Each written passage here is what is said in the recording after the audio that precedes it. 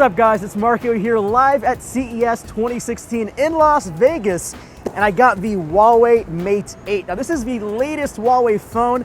I haven't actually looked at it yet. I'm gonna go ahead and unbox it and get my first impression. All right, so here is the box. It basically looks like any other Huawei phone, kind of like the Mate S we saw at IFA, just basically simple, plain, and black. Nothing too special here. So let's go ahead and open it up and take a look at the Huawei Mate 8. All right, so let's go ahead and lift up the top here of the Huawei Mate 8. And there we have it. It is a 6-inch phone. It's actually pretty damn massive. Here we go. It actually has basically built out all glass, aluminum. Feels really solid on the hand at first touch. Kind of reminds me of an Nexus 6P without the little camera hump, but just set that aside and take a look at what else comes inside the box. In here, you just got some manuals on the left side. Looks like we have a charger, some headphones, and a USB cable in this box.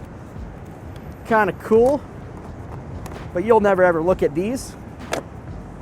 Let's take a look at the phone. All right, so here up front, we have a 6-inch 1080p IPS LCD panel. On the back, we got a 16 megapixel camera, a really fast fingerprint sensor, basically like the one we find on the Nexus 6P.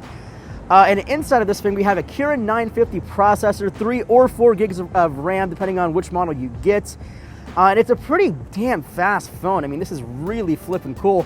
The display is absolutely cool. It's still IPS, but it looks super awesome. I think they said like 95% saturation. It almost looks like an AMOLED.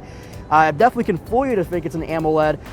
And the really cool thing about this phone is it's running Android 6.0 Marshmallow, which is kind of crazy because you don't think of like a Chinese manufacturer like Huawei making their own Nexus or Marshmallow phone, because their only Marshmallow phone is obviously the Nexus 6P. So out of the box, obviously this is not running stock Android Marshmallow. It's actually running EMUI 4.0. It's kind of Huawei's own skin. One of my biggest pet peeves is no Android or app drawer on this thing, but obviously you can solve it with things like Nova to make it run a little bit more like stock Android. Now there's tons of features like Knuckle Sense 2.0 and stuff.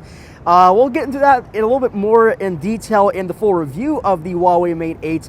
But overall, I mean, it's a pretty fast phone. I think with Nova, it'll run a little bit faster than it is right now, but it's a super powerful processor, and it has a lot of RAM inside of this thing, and it does run Android Marshmallow, so you get things like Android Doze and everything else. Now, one awesome thing about this phone is it has a 4,000 milliamp hour battery inside, which means it can pretty much last 2 days on one single charge, and it has rapid charging, which means you can charge this thing up in about half an hour to give you a day's worth of usage. All right, so let's go ahead and talk about the camera on the Mate 8. It has a 16 megapixel camera. It's a next generation Sony sensor.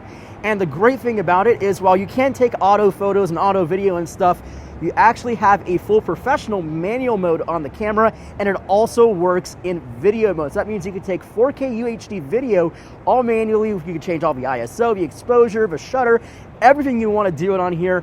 It's a flippin' fantastic camera, and I've already taken a few photos of this thing, and it looks freaking cool. All right, so that's been a brief look of the Huawei Mate 8. If you want to see the full review, make sure to give this video a thumbs up, and I'll definitely do it. And if you want to see something in particular in the full review, make sure to leave me a comment below, and make sure to continue watching our CES 2016 coverage here at Phone Dog.